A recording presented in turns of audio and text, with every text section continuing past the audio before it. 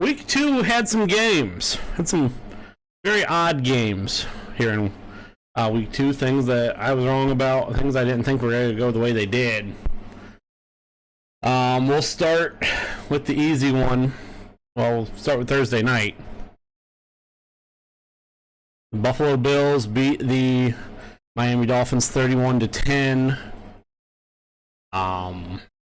Tua threw 3 interceptions, 1 score. He had to leave the game in the third quarter with a concussion.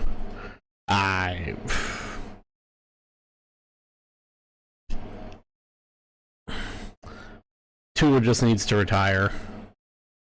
I hate saying that. As somebody who had to medically retire himself, like you don't want your career to end that way. You do not want your career to end that way, but Tua at this point just has to.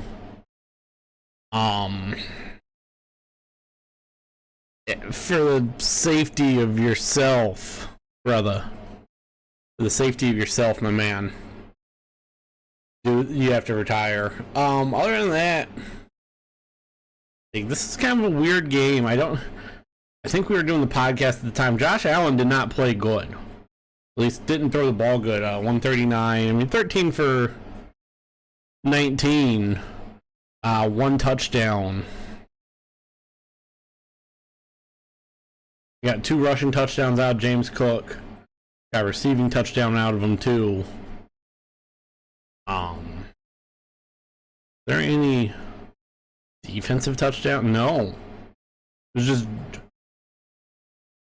Oh, yeah, there was 1 interception return in the third quarter. 8.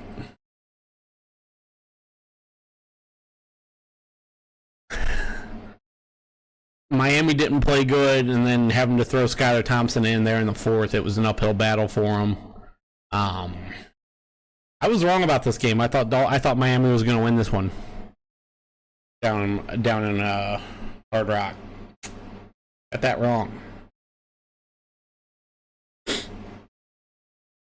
Move on to Sunday because we're going to try and keep this short and sweet.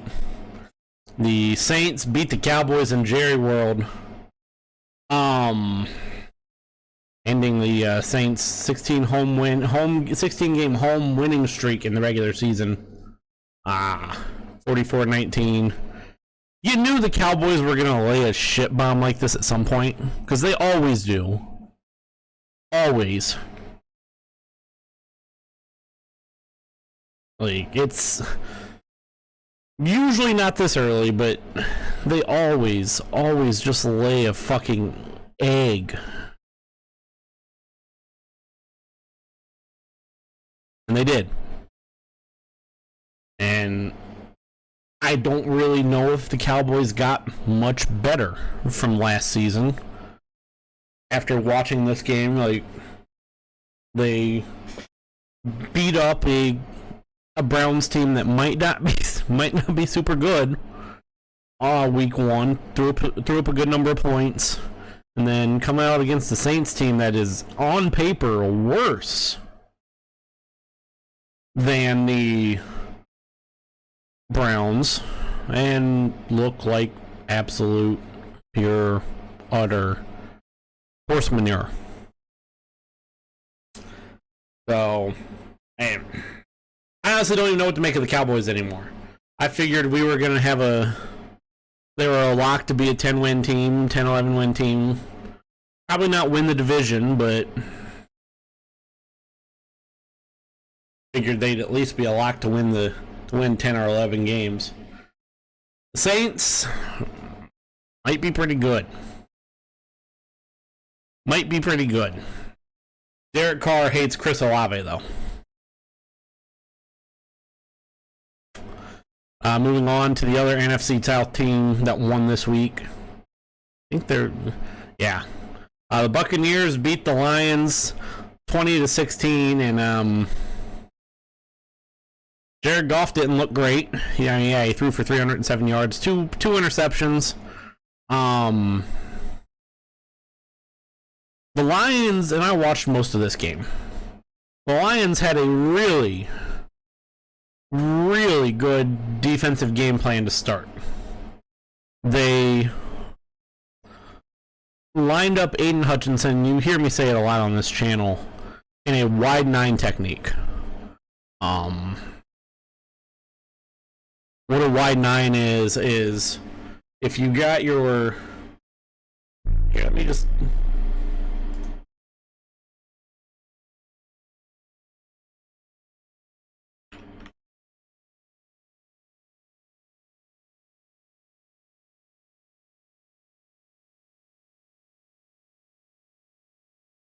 Okay, so here we go. The way these are usually numbered: 0, 2, 4.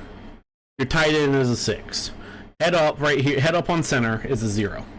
Head up on guard is a 2. Head up on tackle is a 4. Head up on tight end is a 6. Outside is a 7. If you get, then you could throw a second to get your 9. You would assume there's a second offensive lineman here. Like the tight end would be out here instead. You have a second tackle here, and then a guy out here, and then outside of him is a 9. So Aiden Hutchinson's lining up out here, almost, instead of right here. That was a very, very good game plan, because if you go look at the depth chart for the Tampa Bay Buccaneers, Tristan Wirfs and Luke Goedeke are... Actually, I don't even know if Goedeke played. Was it? No, it wasn't. It may have been Goedeke. I can't remember which one lined up across from him. They're big dudes. Tristan Wirfs, 320. Goedeke's also is not small either. They're big dudes. You gotta get out there. If you have a linebacker who's very defensive end, or a linebacker who's extremely fast, and they line up way out there, you gotta be quick. And they weren't quick enough for most of the game. Aiden Hutchinson, I believe, from what I was told, they took half of a sack away. So I think he ended up with 4.5. Let me check that. Yeah, they ended up with 4.5. They did take 1 off of him. Phenomenal games. 3 in the first quarter. And phenomenal game planning from whoever the Lions DC is. The name's escaping me right now. That gets thrown away by Jared Goff just not being able... They couldn't score in the red zone. If you can't score in the red zone, this team is good enough where they should be able to.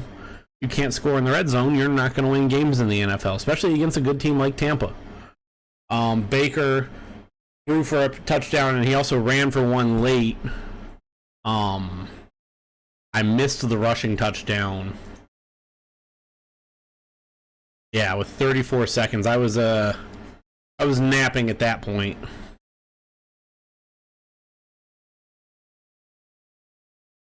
You gotta score in the red zone. Your quarterback can't throw 2 interceptions on 55 passes, but you gotta score in the red zone at some point. Dan Campbell went for a fake punt. That's nothing's changing there. He's still doing stuff like that. This Lions team's gonna be fine. Tampa's a really good team. It's not like they lost to a bad team. You just gotta find a way to score points in the red zone. You got a really strong running back in David Montgomery. You got a good pass catching back in Jahmyr Gibbs, but put both of them out on the field. Do something. Like, they got really one-dimensional and very predictable once they got into the red zone.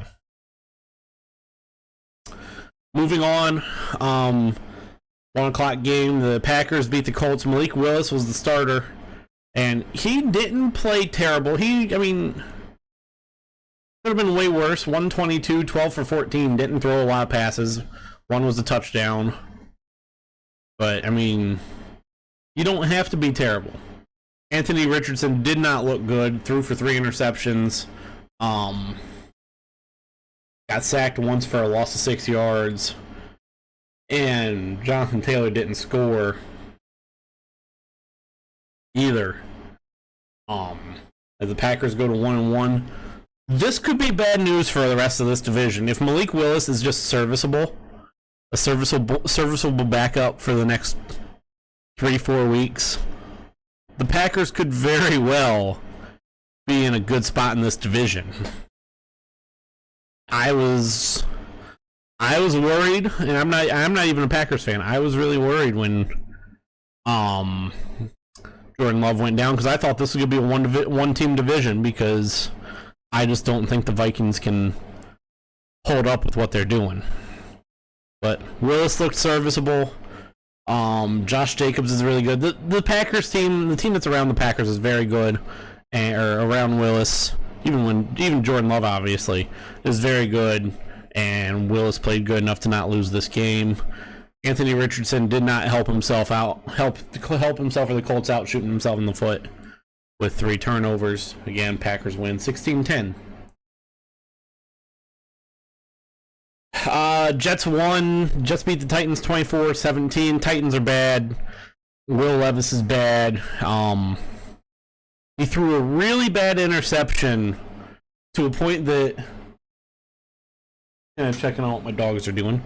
Brandon Callahan, after the interception, just kind of, you could see him mouth. Some people are saying, "What the fuck are you doing?" But it was something along the lines of, "What's going on here? What is happening, dude?"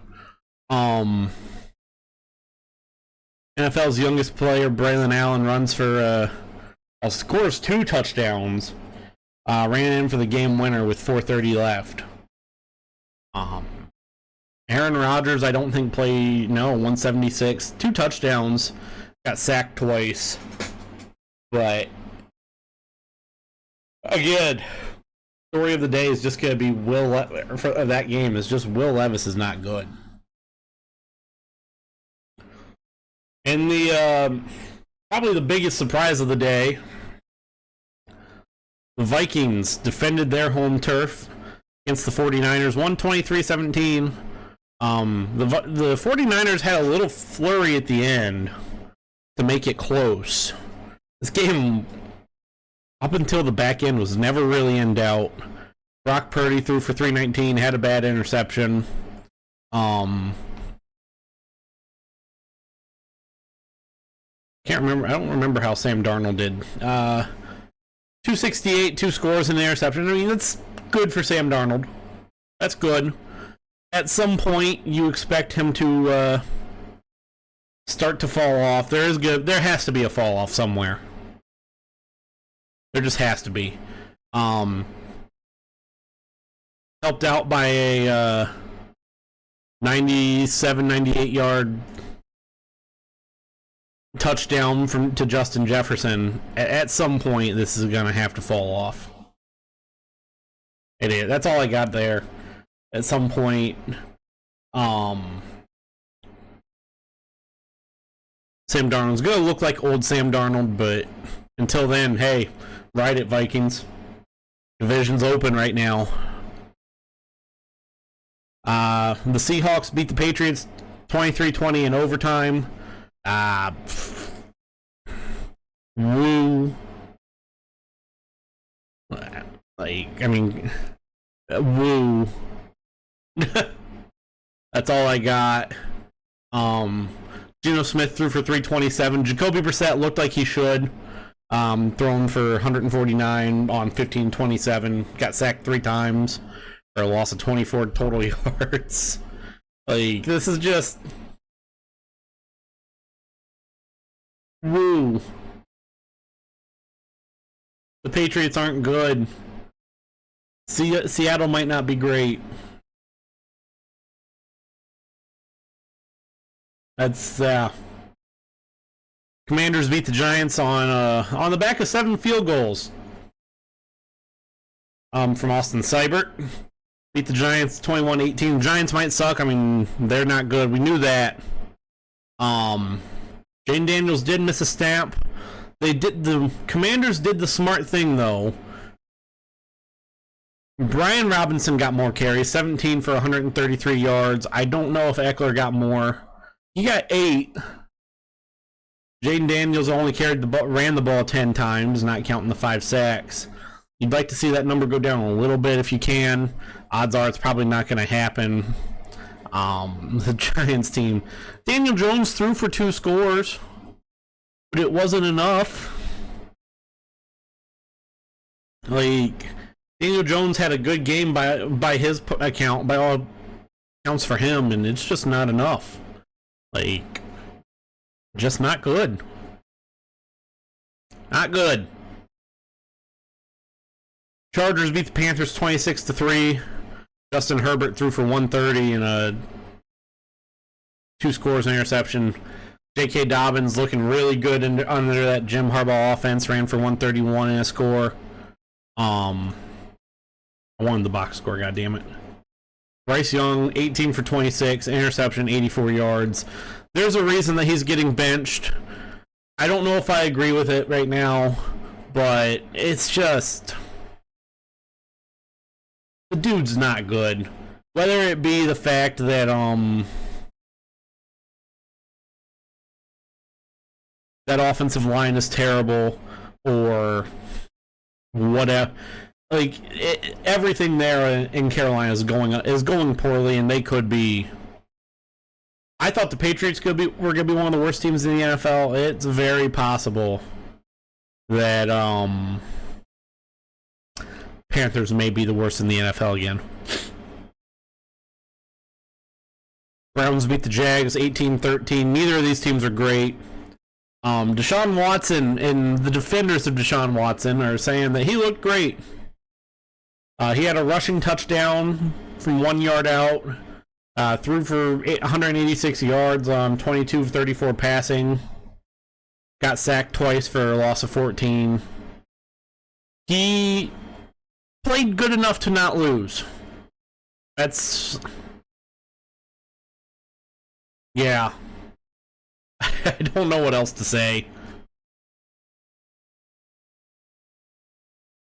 This Jags team does not look good at all.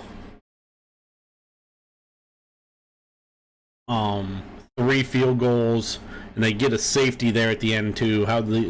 Was it on a sack? Yep. Like, this Browns team without Nick Chubb might just really be ass.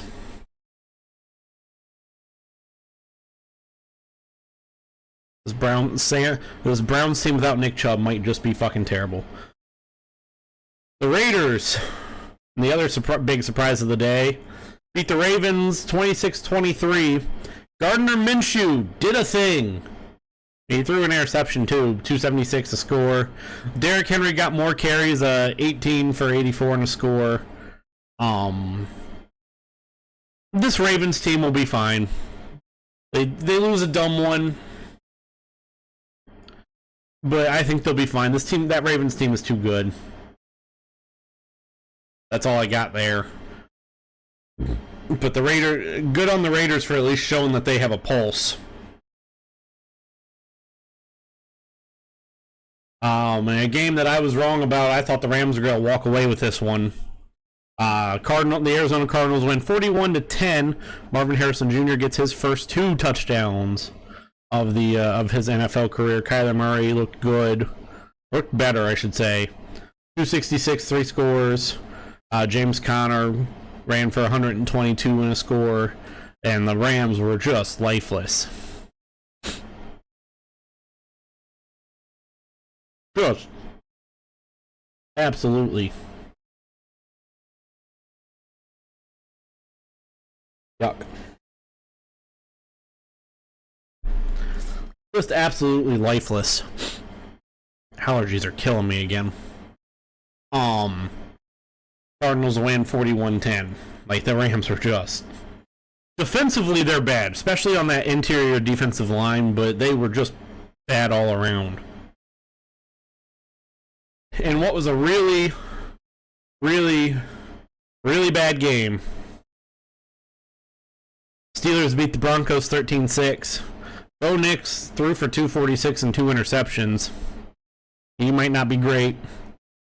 The Steelers, Justin Fields wins his second start. The Broncos are just... That Broncos offense is apathetic. Actually, I can't even say apathetic. They are just pathetic. They're just so miserable. Like, wow. Wow.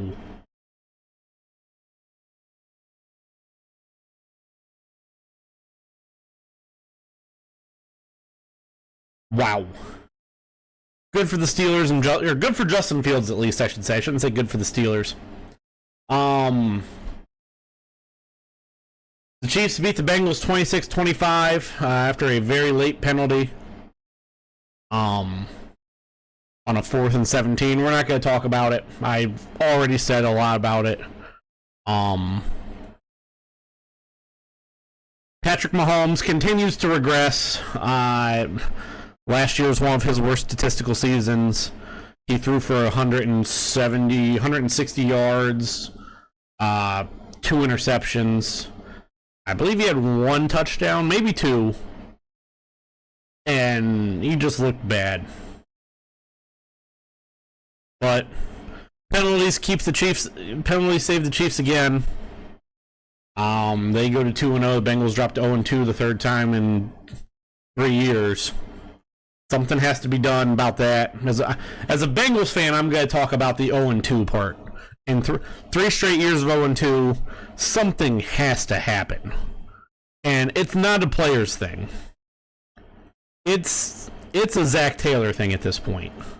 It is a Zach Taylor and coaching staff thing.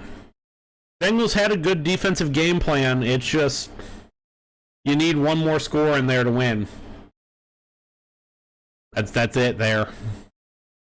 And rounding out your Sunday slate, Texans beat the Bears 19-13. That Bears defense is solid.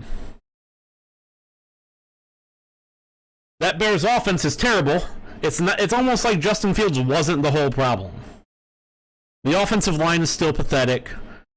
Caleb Williams thinks he's still in fucking college. And trying to fit the ball in, fucking triple coverage there. Yeah, in the Pac-12, that might work. Pac-12 after dark games, some of the throws that Caleb Williams makes might work. They don't work in the NFL very often. Texans are good. That Bears defense is pretty good, but the offense is nowhere near enough to win games. Texans win 19-13 and to round out week 2. On Monday night, you had a bit of a head scratcher. The Falcons won 22-21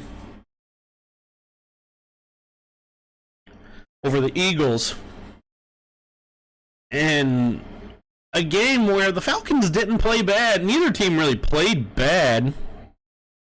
It's just the Eagles did enough to shoot themselves in the foot. The Falcons played smart football and they win. Like, I don't really have much to say about this. This one was just kind of a head scratcher. And that is your week 3 recap. Let's move on to a brief preview of week 3 or week 2 recap. Let's move on to a brief preview of week 3 before we get into the picks. Thursday night games continue to be bad. Jets, Patriots at MetLife. Woo. Giants should be able to move to 2-1. Or not Giants. Browns should be able to move to 2-1 against the Giants. The Giants are pathetic. Any really notable games? Here we go. We got a couple that interest me. Especially because Bengals don't play till Monday. Got Texans-Vikings. This should be interesting because the Vikings are playing really good right now. The Texans are really good. And will this be the fall-off game for Sam Darnold? This has to be. The Eagles, you can't see it on the screen because I'm in the way. Eagles travel to New Orleans, play a very hot Saints team. That'll be interesting to watch. Two teams that are both pretty hot right now. You got the Steelers playing the Chargers at Acrisure. That'll be interesting. That'll be fun to watch.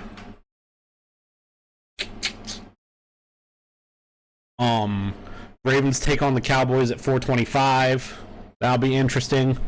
A team that could be really good is really good in the Ravens, or at least I think is really good in the Ravens, and a team that on paper should be solid because it's the Cowboys. They're always solid in the regular season.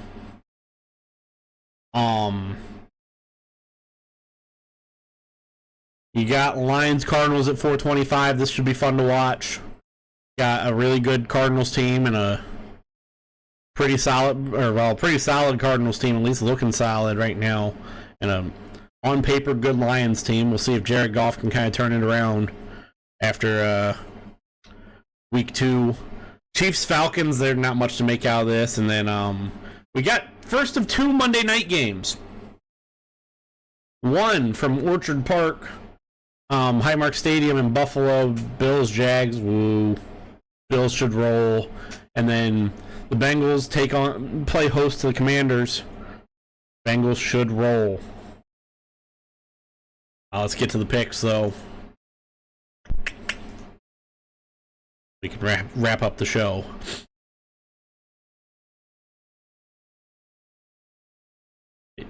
Oh, those are the podcast picks.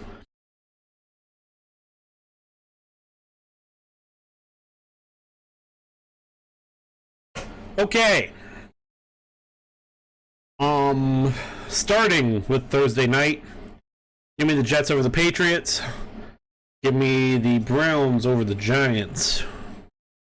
Give me the 0-2 Colts over the 1-1 Bears. The Bears offense is just pathetic. Give me the Texans over the Vikings on the road. Give me the Saints. Or give me the Eagles over the Saints. I'm sorry. Chargers over the Steelers. Buccaneers over the Broncos. Packers over the Titans. Malik Willis revenge game. Yeah. Raiders over the Panthers. The Panthers are awful. Give me the Dolphins over the no. No, give me the Seahawks over the Dolphins. I'm sorry. I don't know if I trust Skylar Thompson. Oh, I don't have my record up.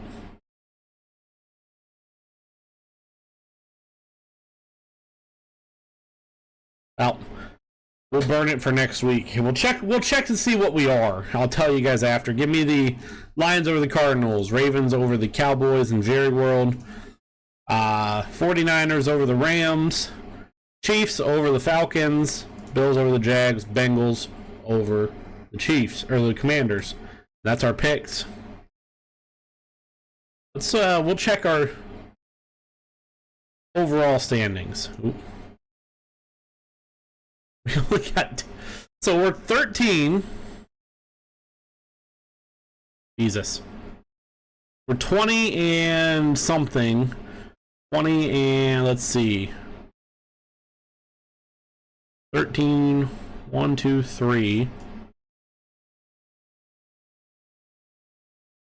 20 and 1, 2, 3, 4, 5, 6, 7. Oh, actually, 4, 5, 6, 7, 8, 9, 10, 11, 12. 20 and 12 after only getting 6 right last week. 7. Wow.